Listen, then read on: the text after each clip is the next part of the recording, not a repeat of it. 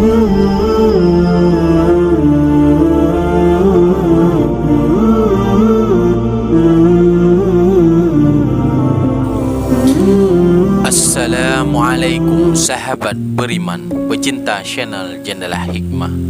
Kali ini kita akan membahas tentang proses penciptaan Nabi Adam alaihi salam.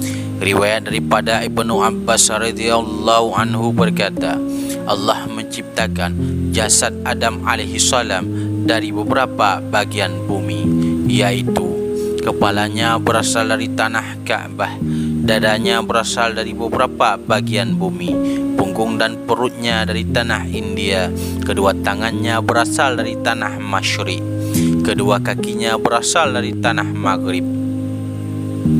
Dalam riwayat yang lain, Wahab bin Munabbih berkata, Allah menciptakan Adam alaihi salam dari bumi yang ketujuh, kepalanya dari bumi yang pertama, lehernya dari bumi yang kedua, dadanya dari bumi yang ketiga, kedua tangannya dari bumi yang keempat, punggungnya dan perutnya dari bumi yang kelima, pantatnya dari bumi yang keenam, kedua bahunya dari bumi yang ketujuh.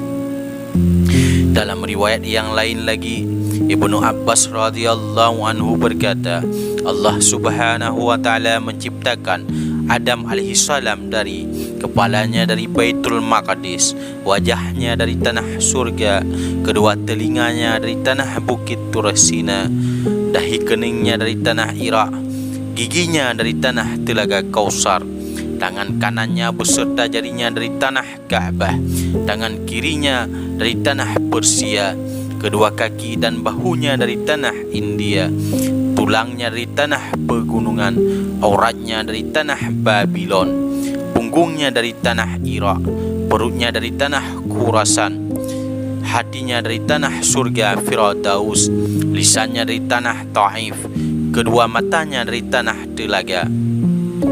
Hikmah dari diciptakan Nabi Adam alaihi salam adalah kepalanya dari tanah Baitul Maqdis dijadikan sebagai tempatnya akal, kecerdasan untuk berbicara. Adapun kedua telinganya dari tanah Bukit Tursina, maka dijadikan sebagai alat untuk mendengarkan nasihat. Sedangkan dahinya berasal dari tanah Irak, maka dijadikan sebagai alat untuk bersujud kepada Allah subhanahu wa ta'ala. Wajahnya berasal dari tanah surga, dijadikan sebagai tempatnya kecantikan dan perhiasan. Adapun giginya berasal dari Telaga Kausar, maka dijadikan sebagai tempat yang manis-manis atau kenikmatan. Adapun tangan kanannya dari Ka'bah dijadikan sebagai tempat barokah. Sedangkan tangan kirinya berasal dari tanah Persia, maka dijadikan sebagai alat untuk bersuci dan istinja. Perutnya berasal dari tanah Khurasan, maka dijadikan sebagai tempatnya lapar dan lesu. Adapun auratnya berasal dari tanah Babylon, maka dijadikan sebagai tempatnya syahwat, berkhianat dan berdusta. Adapun tulangnya berasal dari tanah pegunungan, maka dijadikan sebagai tempat yang keras. Adapun hatinya berasal dari tanah surga Firdaus, maka dijadikan sebagai tempatnya keimanan. Adapun lisannya berasal dari tanah Taif, maka dijadikan sebagai tempat yang bersaksi, tawaddu dan untuk berdoa kepada Allah subhanahu wa ta'ala. Allah menciptakan 7 lubang pada kepala manusia, yaitu 2 lubang mata, 2 lubang telinga, 2 lubang hidung dan 1 lubang mulut, dan menciptakan 2 lubang pada badan manusia, yaitu lubang kubul dan dubur. Dan Allah menciptakan panca indera sebanyak 5, yaitu mata untuk melihat, 2 telinga untuk mendengar, mulut untuk merasakan, 2 telinga untuk meraba, dan hidung untuk mencium. Dijelaskan dalam satu hadis, ketika Allah ingin meniupkan ruh pada Adam alaihi salam, maka diperintahkan ruh untuk masuk ke dalam tubuh Adam alaihi salam. Ruh pun masuk ke dalam tubuh Adam mulai dari otaknya, dan dia berputar-putar di dalamnya selama 200 tahun. Lalu ruh turun pada mata, sehingga Adam dapat melihat dirinya yang masih berupa lumpur yang kering. Dan ketika ruh sampai di telinganya, maka terdengarlah malaikat membaca tasbih. Kemudian ruh turun ke hidung, maka Adam pun bersin, dan setelah selesai bersin, ruh turun ke mulut, lidah dan telinganya. Maka Allah ajarkan untuk berkata, Alhamdulillah, segala puji bagi Allah.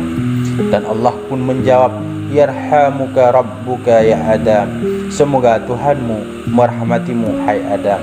Kemudian ruh turun lagi ke dadanya, maka Adam mencoba untuk berdiri tetapi tidak mampu. Lalu Allah pun berfirman, Wa kanal insanu ajula, dan adalah manusia itu sangat tergesa-gesa. Dan ketika ruh sampai pada perut, Adam merasa lapar dan ingin makanan. Setelah itu ruh pun menjabar ke seluruh jasad Adam hingga jadilah daging, darah dan otot. Kemudian Allah memberikan pada Adam pakaian dari kuku yang setiap hari bertambah keelokan dan kecantikannya. Tak kala Adam berbuat dosa, Allah mengganti kuku tersebut dengan kulit, tapi masih ada sedikit yang tertinggal pada ujung jari untuk mengingatkan asal muasal kejadian Adam alaihi salam. Setelah itu Allah menyempurnakan kejadian Adam. Adam diberi ruh dan diberikan pakaian dari surga, dan Nur Muhammad bersinar pada wajahnya bagaikan bulan purnama. Lalu Adam diletakkan pada kerenda dan diangkat oleh para malaikat, dan Allah Subhanahu wa taala berfirman, bawalah dia berputar-putar mengelilingi langit supaya dia mengetahui indahnya langit dan apa saja yang ada di langit, hingga bertambah keyakinannya. Para malaikat menjawab, Rabbuna sami'na wa ata'na. Wahai Tuhan kami mendengar perintahmu dan kami patuh kepadamu. Para malaikat lalu membawa Adam mengelilingi langit selama kurang lebih 100 tahun. Allah lalu menciptakan kuda yang terbuat dari misik putih yang semerbak mewangi. Kuda tersebut dinamakan Maimun dan mempunyai 2 sayap yang terbuat dari intan dan marjan. Adam lalu menaiki kuda tersebut, sedang Jibril memegang kendalinya. Mikail berada di sebelah kanannya dan Israfil di sebelah kirinya. Mereka berputar-putar mengelilingi seluruh penjuru langit, dan Nabi Adam memberi salam kepada para malaikat. Assalamualaikum, semoga keselamatan bagi kalian. Dan para malaikat pun menjawab, Waalaikumsalam, semoga keselamatan juga bagimu. Lalu Allah Subhanahu wa taala berfirman, Wahai Adam, salam ini merupakan penghormatan kepadamu dan anak cucumu yang beriman sampai datangnya hari kiamat. Wallahu a'lam. Semoga bermanfaat dan jadi amal ibadah buat kita semua. Jangan lupa subscribe dan notifikasi dan bagikan video ini. Assalamualaikum warahmatullahi wabarakatuh.